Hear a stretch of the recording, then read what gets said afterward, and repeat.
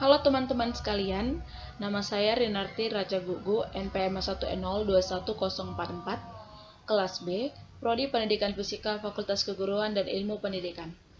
Di sini kita akan kembali membahas mengenai manajemen pendidikan dengan topik tugas dan tanggung jawab manajemen pendidikan. Yang pertama, kita akan membahas konsep dasar kepala sekolah, di mana sebagai pemimpin yang mempunyai pengaruh besar, kepala sekolah berusaha agar nasihat, saran, dan perintahnya diikuti oleh guru-guru maupun semua orang yang ada di dalam lingkungan sekolah tersebut. Dengan demikian, dia dapat mengadakan perubahan-perubahan dalam cara bersikap, berpikir, dan tingkah laku yang dipimpinnya dengan kelebihan yang dimilikinya, yaitu kelebihan ilmu, pengetahuan, dan pengalamannya. Dalam melaksanakan fungsi kepemimpinannya, kepala sekolah harus melakukan pengelolaan dan pembinaan sekolah melalui kegiatan administrasi, manajemen, dan kepemimpinan yang sangat tergantung pada kemampuan. Menurut Syafruddin tahun 2005, tugas kepala sekolah adalah mempengaruhi, mendorong, membimbing, mengarahkan, dan menggerakkan guru, staf, siswa, orang tua, dan pihak yang terkait untuk bekerja dan berperan guna mencapai tujuan yang ditetapkan. Jadi dari pendapat para ahli dapat disimpulkan bahwa kepala sekolah adalah orang yang memimpin sebuah lembaga pendidikan atau sekolah dan menggerakkan, mempengaruhi serta mendorong semua pihak yang terlibat dalam lembaga tersebut untuk mencapai tujuan bersama. Hal-hal yang mempengaruhi kepemimpinan tersebut menurut Depdiknas tahun 1999 antara lain sebagai berikut. Yang pertama, kepribadian yang kuat, yaitu pribadi yang percaya diri, berani, bersemangat, murah hati, dan memiliki kepekaan sosial. Yang kedua, memahami tujuan pendidikan dengan baik. Karena dengan pemahaman yang baik, kepala sekolah dapat menjelaskan kepada guru, staf, murid, dan pihak yang terkait tentang strategi pencapaian tujuan sekolah. Yang ketiga, memiliki pengetahuan yang luas tentang bidang tugasnya maupun bidang lain yang terkait.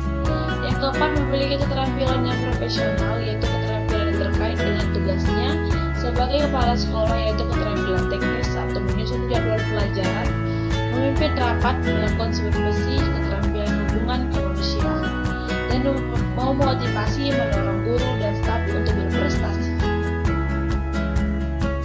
Berikutnya syarat-syarat menjadi kepala sekolah.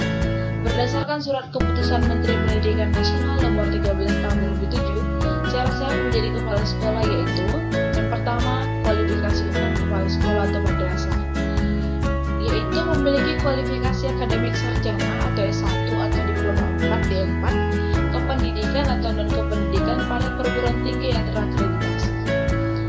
Berikutnya, pada waktu diangkat menjadi kepala sekolah, berusia setinggi-tingginya 56 tahun. Berikutnya, memiliki pengalaman mengajar sekurang-kurangnya 5 tahun menurut jenjang sekolah masing-masing kecuali di taman kanak-kanak atau Raudatul Atfal memiliki pengalaman mengajar sekurang-kurangnya 3 tahun. Dan berikutnya, memiliki pangkat serendah-rendahnya 3C bagi pegawai negeri sipil atau PNS, dan bagi non-PNS disetarakan dengan kepangkatan yang dikeluarkan oleh yayasan atau lembaga yang bersama. Yang kedua, kualifikasi khusus kepala sekolah atau madrasah. A. Kepala Taman Kanak-kanak atau Raudatul Atfal TK atau RA, berstatus sebagai guru TK atau RA, memiliki sertifikat sebagai guru TK RA, dan memiliki sertifikat kepala TK atau RA yang dikeluarkan oleh lembaga yang ditetapkan pemerintah. B. Kepala sekolah dasar atau SD atau MI. Yang pertama, berstatus sebagai guru SD atau MI. Yang kedua, memiliki sertifikat sebagai guru SD atau MI. Dan yang ketiga, memiliki sertifikat kepala SD atau MI yang dikeluarkan oleh lembaga yang ditetapkan pemerintah. Berikutnya, kualifikasi khusus kepala sekolah menengah pertama atau SMP atau MTS. Yang pertama, berstatus sebagai guru SMP atau MTS. Yang kedua, berstatus sebagai guru SMP dan MTS dan memiliki sertifikat kepala SMP atau MTS yang dikeluarkan oleh lembaga yang ditetapkan pemerintah. Berikutnya, kualifikasi khusus kepala sekolah atas atau SMA atau MA. Yang pertama, berstatus sebagai guru SMA atau MA. Yang kedua, berstatus sebagai guru memiliki sertifikat kepala SMA atau MA yang dikeluarkan oleh lembaga yang ditetapkan. Berikutnya, kualifikasi khusus kepala sekolah kejuruan SMK atau MAK. Yang pertama, berstatus sebagai guru SMK atau MHK, dan memiliki sertifikat kepala SMA, SMK atau MHK yang dikeluarkan oleh lembaga yang ditetapkan. Berikutnya ciri-ciri kepala sekolah efektif. Sir Giovanni dan kawan-kawan pada tahun 1984 mengidentifikasi 5 ciri kepala sekolah yang mengagumkan, yaitu yang pertama, memiliki pemahaman yang luas terhadap kepala sekolah yang dipimpinnya, terutama mengenai keteraturan sekolah, kesesuaian situasional, dan perubahan-perubahan yang terjadi. Yang kedua, sulit mengatakan tidak untuk membantu para siswa dan guru agar tumbuh dan berkembang. Yang ketiga, memiliki kemampuan mendengarkan. Yang keempat, senang bekerja sama dengan orang lain sehingga orang lain tersebut dapat berhasil. Dan yang kelima, toleran terhadap situasi ambiguitas dan memahami bahwa budaya sekolah terus berkembang sepanjang waktu. Ada 3 faktor yang menjadi indikator keberhasilan kepala sekolah yang efektif. Bloomberg dan Danforth pada tahun 1986, yaitu yang pertama, keinginan dan harapan untuk menjadikan sekolah yang dipimpin lebih baik dari sekolah lain dan mampu menginstruksikan waktu dan harapannya sedemikian rupa sehingga memungkinkan kepala sekolah bersangkutan mencapai tujuan pribadinya sebagai kepala sekolah. Yang kedua, kecenderungan berinisiatif dan memulai tindakan praktik terhadap situasi kerjanya. Dan yang ketiga, memiliki kemampuan yang tidak ditenggelamkan oleh lembaganya. Berikutnya, ciri-ciri kepala sekolah efektif menurut Gus Nuryodo tahun 2010 adalah sebagai berikut. Yang pertama, memiliki visi yang kuat tentang masa depan sekolahnya, dan ia mendorong semua staf untuk mewujudkan visi tersebut. Yang kedua, memiliki harapan tinggi terhadap prestasi siswa dan kinerja staf. Yang ketiga, kepala sekolah diharapkan tekun mengamati para guru di kelas dan memberikan umpan balik yang positif dan konstruktif dalam rangka memecahkan masalah dan memperbaiki pembelajaran. Yang keempat, kepala sekolah harus mendorong pemanfaatan waktu secara efisien dan merancang langkah-langkah untuk meminimalisir kekacauan dalam proses pembelajaran. Berikutnya, mampu memanfaatkan sumber-sumber material dan personil secara kreatif sesuai dengan harapan dan kurikulum dalam pembelajaran tersebut. Berikutnya, memantau prestasi siswa secara individual dan kolektif, serta memanfaatkan informasi untuk mengarahkan perencanaan instruksional. Berikutnya, tugas dan tanggung jawab kepala sekolah. Dalam proses pendidikan, seorang kepala sekolah atau manajemen pendidikan sangat berperan dalam menentukan jalannya pendidikan.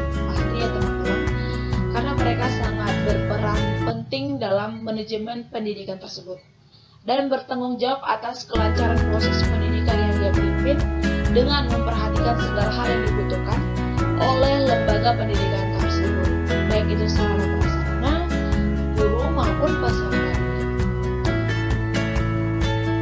Tugas dan tanggung jawab kepala sekolah itu dapat digolongkan kepada dua bidang.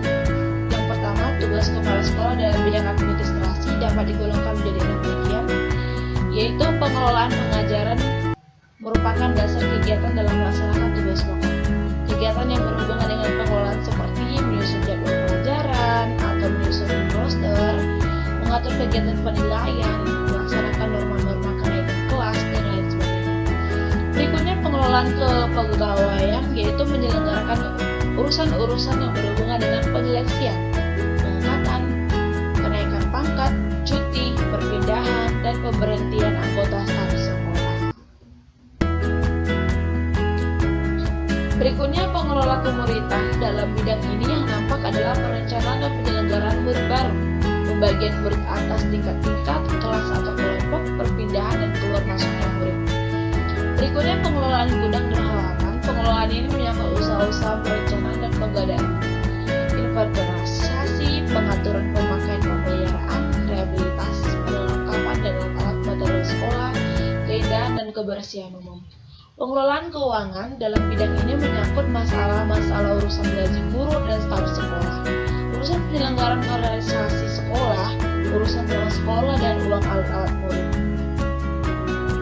Pengelolaan hubungan sekolah dan masyarakat untuk memperoleh simpati dan bantuan dari masyarakat termasuk orang tua, murid, dan untuk menciptakan kerjasama antara lembaga sosial.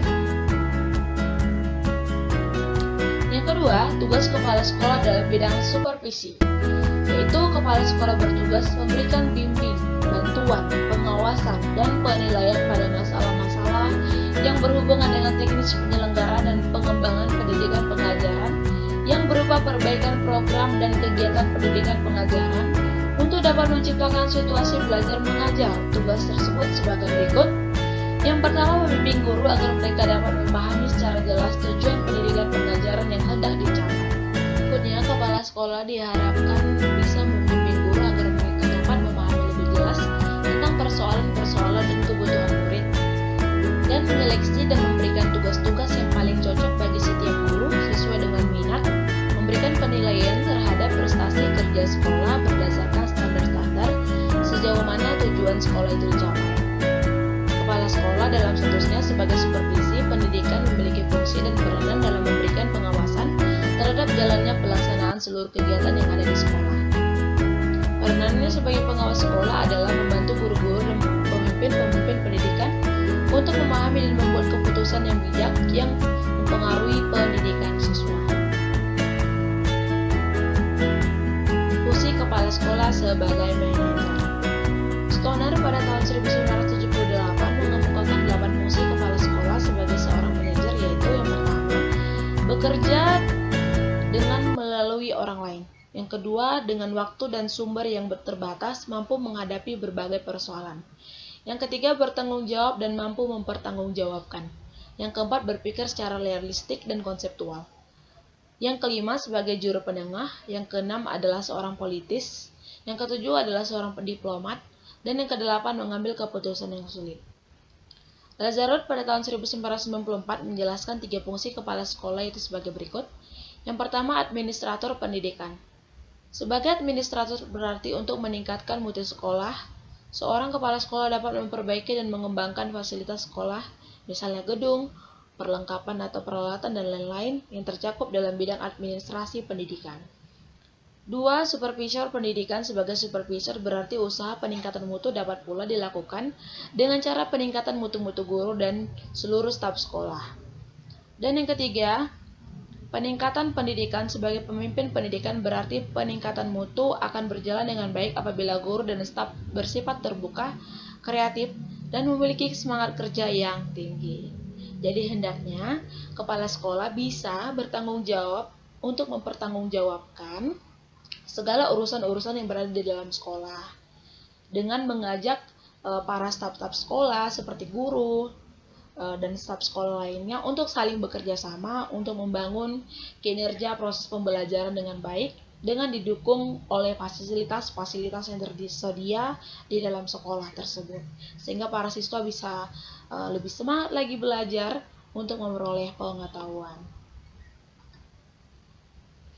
Berikutnya, menurut Mulyasa tahun 2007 di bukunya pada halaman 103 ada beberapa strategi yang dapat dilakukan kepala sekolah dalam meningkatkan profesionalisme guru, antara lain sebagai berikut. Yang pertama, memberdayakan tenaga kependidikan melalui kerja sama, yang dimaksudkan bahwa dalam peningkatan profesionalisme tenaga kependidikan, kepala sekolah harus mementingkan kerjasama dengan tenaga kependidikan dan pihak lain yang terkait dalam melaksanakan setiap kegiatan. Sebagai manajer, kepala sekolah harus mau mendayagunakan seluruh sumber daya sekolah dalam rangka mewujudkan misi dan mencapai tujuan sekolah, sehingga kepala sekolah harus mau berpasti jaga kependidikan untuk meningkatkan profesinya. Sebagai manajer, kepala sekolah harus meningkatkan profesi secara persuasif dan dari hati ke hati. Kepala sekolah harus bersikap demokratis dan memberi kesempatan kepada seluruh tenaga kependidik untuk mengembangkan potensinya. Yang ketiga, mendorong keterlibatan seluruh tenaga kependidikan. Dimaksudkan bahwa kepala sekolah harus berusaha untuk mendorong keterlibatan semua tenaga kependidikan dalam setiap kegiatan di sekolah atau partisipatif. Jadi intinya teman-teman, di sini kepala sekolah tidak bekerja sendiri untuk memajukan pembelajaran atau cara belajar yang dilakukan di dalam sekolah tersebut. Kepala sekolah harus memberikan kesempatan kepada para tenaga kependidikan, kepada staf, kepada guru-guru untuk memberikan apresiasi mereka agar proses pembelajaran dapat berlangsung dengan baik juga. Peran kepala sekolah. Seorang kepala sekolah yang berperan sebagai administrator memiliki 10 peran, yaitu peran pribadi, kepala, pemimpin, penghubung, peran pengetahuan supervisi, penabur pengetahuan, juru bicara, peran dalam mengambil keputusan, wiraswastawan, pemecah waktu, pengalokasi sumber daya, dan perunding. Secara garis besar, pemimpin pendidikan memiliki 3 peran utama yaitu sebagai berikut. Yang pertama, peran kepemimpinan kepala sekolah. Kepala sekolah merupakan kunci dalam bentuk kultur sekolah. Kepala sekolah itu harus dapat membentuk budaya positif, di mana staf berbagai pengertian dan memiliki dedikasi untuk peningkatan sekolah dan pengajaran. Kepala sekolah harus dapat menjalin hubungan dengan kelompok internal dan eksternal, di mana kelompok internal itu yaitu pengawas dan pengelola pendidikan pusat, dewan sekolah, teman sejawat, orang tua, masyarakat sekitar, guru, dan siswa. Sedangkan kelompok eksternal yaitu profesor, konsultan, badan akreditas, dan sebagainya. 2. Peran manajerial kepala sekolah. Peran manajer merupakan aspek utama kepemimpinan kepala sekolah. Yang pertama, teknis atau teknikal mencakup teknik proses manajemen atau perencanaan, pengaturan, koordinasi, pengawasan, dan pengendalian. Yang kedua, manusia atau human, keterampilan hubungan antara manusia, memotivasi dan membangun moral. Dan yang ketiga, konseptual atau konseptual, menekankan pada pengetahuan dan teknis terkait jasa atau produk tentang organisasi. Secara umum, kepala sekolah harus memimpin dari pusat atau lead from the center, demokratis, mendelegasikan tanggung jawab, memberi kuasa dalam pengambilan keputusan, dan mengembangkan usaha elaboratif yang mengikat siswa, guru, dan orang tua. Hal tersebut mengandung arti bahwa pemimpin dalam segala hal hendaknya ada di tengah komponen organisasi. Kepemimpinan untuk kepala sekolah yaitu yang pertama kepemimpinan struktural, yang kedua kepemimpinan fasilitatif, yang ketiga kepemimpinan yang mendukung, dan yang keempat kepemimpinan partisipatif, yaitu semua faktor tersebut menekankan keterampilan, manajerial, dan administrasi. Keberhasilan kepala sekolah adalah dapat memodifikasi atau menyesuaikan 4 faktor kepemimpinan sesuai kebutuhan sekolah. Yang ketiga, peran kurikulum pengajaran kepala sekolah. Bidang kurikulum pengajaran hendaknya menjadi prioritas kerja utama kepala sekolah sehingga dapat meningkatkan mutu pendidikan di sekolahnya. Ada 6 peran kepala sekolah di bidang kurikulum pengajaran, yaitu yang pertama, menjamin kualitas pengajaran. Yang kedua, mengawasi dan mengevaluasi pelajaran. Berikutnya, mengalokasi dan melindungi waktu pengajaran. Berikutnya, mengkoordinasi kurikulum. Berikutnya, memastikan isi mata pelajaran tersampaikan. Berikutnya, monitoring kemajuan siswa. 6 peran tersebut menggambarkan suatu contoh kepala sekolah yang efektif dan efisien.